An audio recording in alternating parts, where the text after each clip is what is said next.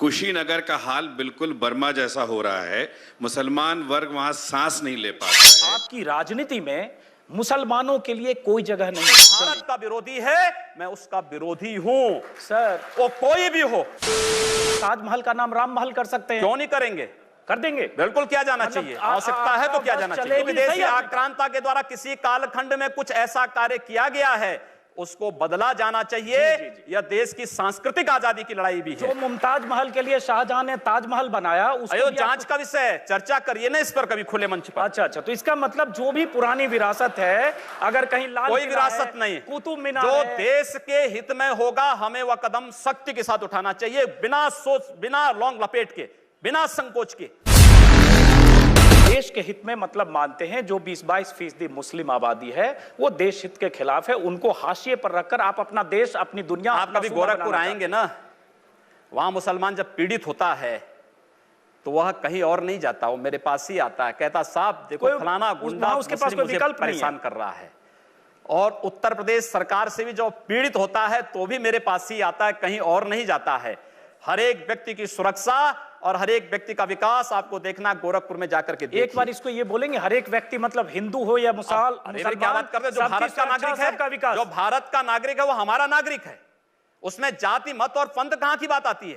अरे मैं सनातन हिंदू धर्म का उपासक हूं, बदलना चाहते हैं, सनातन हिंदू धर्म का उपासक हूं। सर्वे भवन्तु सुखिनः सर्वे सन्तु निरामया की बात करता हूं।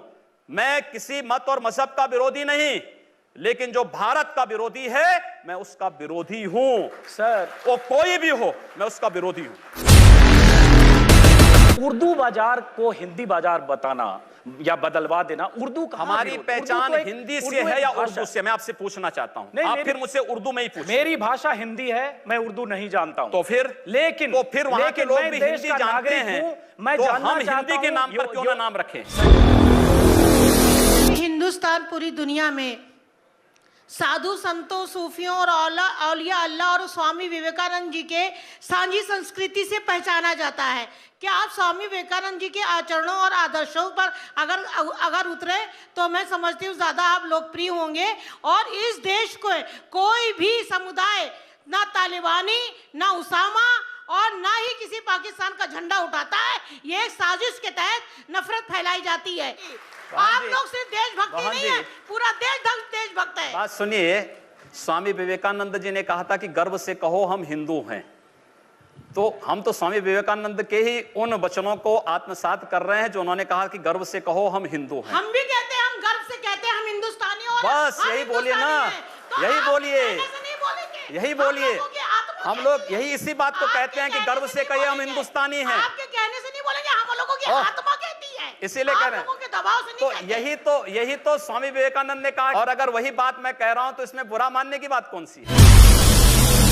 आप इस तरह के इश्यूज ना उठाइए मेहरबानी से।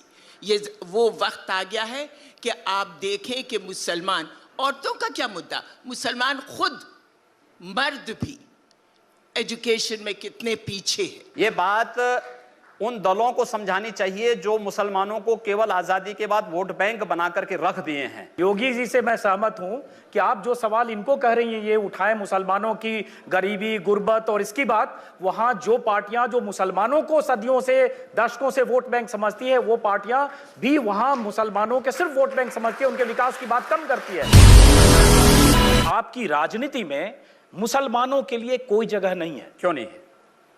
क्यों नहीं है?